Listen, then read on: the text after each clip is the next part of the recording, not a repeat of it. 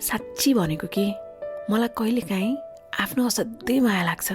कस्तो थिएँ, कस्ता थिए सपना, कति आशा, कति भरोसा, र यहाँसम्म आइपुग्दा कति त नसोचेका, कति त कल्पनै नगरिएका कुराहरू भोग्न पाइयो, देख्न पाइयो।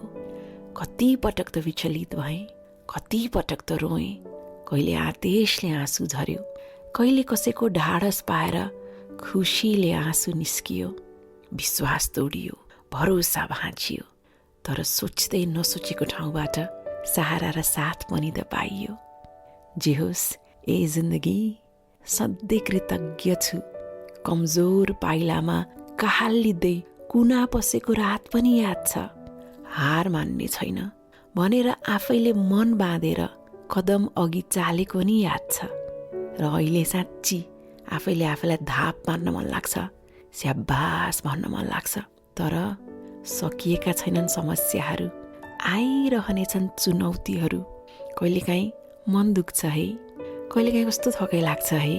तर विचलित नहो है, यस्तो बनेर देखाउनै बाँकी छ जुन कसैले कल्पनै गरिएको थिएन भनेर आफैले आफैलाई सलाम गर्न मन लाग्छ।